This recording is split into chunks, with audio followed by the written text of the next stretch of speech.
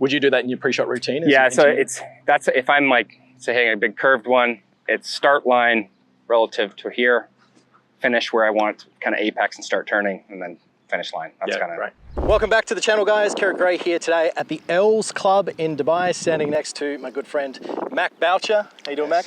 Good to see you, man. Well, yeah. So today we're going to be covering off a whole bunch of different shot shaping techniques. We're going to be hitting some trick shots, and Mac himself is going to be showing me exactly how to play some of the shots that he's become renowned for all over the interwebs. I'm excited and pumped to get into it, see if I can help improve my shot shaping as well.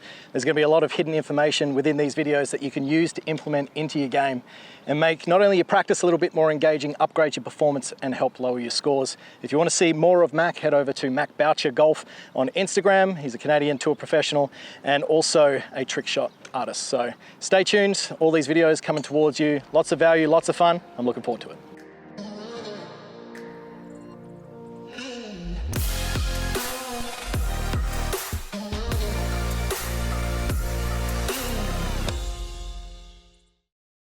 All right, so when it comes to shaping the golf ball and curving it, the three main variables to control are your trajectory, your start line, and your curvature, right? Of the golf ball. Obviously, what you do with the club has a lot of an effect on that. But let's say out in front of us, we've got two alignment sticks put together. And for a lot of players, they might be able to curve the ball, but relative to going out and playing golf, they've got no control about it. So what would you say is, if you're going to work on your start line control, right? So we've kind of discussed that the club face is the king of where the ball's going to start there. Yep. How would you work on that? So I always start very slow. So if I'm struggling with my start line, I'll do a lot of just straight pitch shots where I stand pretty neutral. I know I want to hit it left of that stick to start. So I would do a lot of just feeling where my club face is. So my big thing is I need to slow things down to find where my face is and then gradually build speed as I get the ball doing what I want it to. So for me, if I'm going left of those sticks, it's going to be a nice basic shot, not worrying about where the end target is, strictly where that start line is going to be. Right. So that's something that I kind of ease into the start line with. Is I'll do a lot of this to warm up, just to feel like I can get that club face pointing the right direction of impact. So you'd go, I want to start one left, I want to start one right, I want to start one left. Exactly, yeah. So without changing my stance too much. So if I stand pretty straight, if I'm going to go right of this one. So you trap it, you try and bring it back in. Yeah, and then that's how I'm going to then gradually add speed to it. Okay, great. Let's do another one. On this one here, I want you to go a little bit in more from the left, so maybe a foot left of the sticks, right? Foot left of the stick, okay. Yeah. Slow speed? Yep. Perfect. Now let's go foot right. And you don't change your stance really, you just do it off feel? No, I try to do it off feel with this. Obviously, as I add more speed, then I'm going to start adjusting my stance fractionally. But right now, it's just more I want to know where my club face is. Perfect. All right, so going straight into it. Let's hit the sticks, slow speed for me.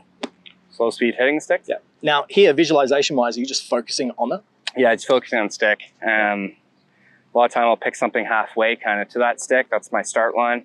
Would you do that in your pre-shot routine? Yeah, so that's if I'm like, say, hitting a big curved one, it's start line relative to here, finish where I want to kind of apex and start turning, and then finish line. That's kind of right.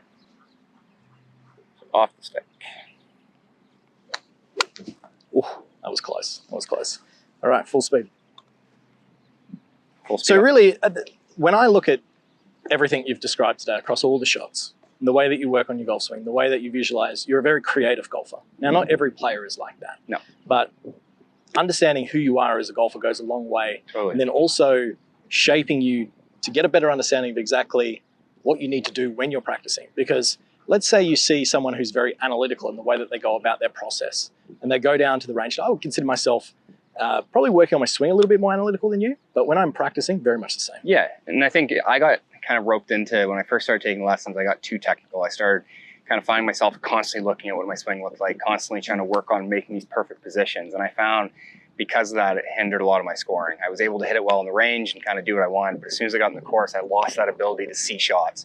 And for me, I think that was really important. So now, as I've kind of learned my swing and what I need, doing little drills like this, where I kind of pick my start lines and just hit it at slow speed, building speed gradually, benefits me more kind of towards scoring. Yeah, massive, massive, massive. Okay, let's go full speed. Full speed at it.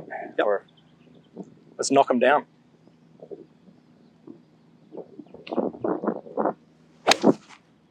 That was nice. That was close. And from a training perspective, this is, let's call this a performance game. The benefit of this is you're setting yourself quite a challenge point. So a challenge point is like if you and me are going to play table tennis, right? Are you good at table tennis? medium. Let's just assume my medium is there. We would have a good time because neither of us are Olympic level and neither of us are a beginner. So we kind of feel like we could both win.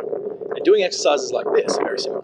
Being a professional golfer, that's a very small target, but you know that you could win. Yeah, 100%. So it keeps you engaged with your practice. Whereas if you were just to put 3 big old pool noodles out there, you could pretty much do it every single time. 100%. And you're not challenging yourself, so you're not as engaged in your practice. So when you go through this, and we've got 2 sticks, and I'm sure you would just do this with 1 if you were, and I would do the same. There's that huge gratification of when you strike the stick and you know you're focusing on it. Because you think about all the variables that need to happen for that to occur. Now, when you're out playing golf, the best thing about this is that you're never hitting it through a gap that small. Definitely. So if you can pick out a small target and just slightly miss it, you can do it over and over and over again. You're just preparing yourself for when you're out on the golf course. Right, and that's why I pick something pretty close generally to where I want to start the ball just after the shot, because that gets me lined up to my end target kind of thing, or start target. So it's similar to the sticks. I just pick something on the ground and that's like my start line. If I can dedicate myself to starting it there, then the rest will kind of take care of itself. Love it, love it. All right, full shot, last one, see it.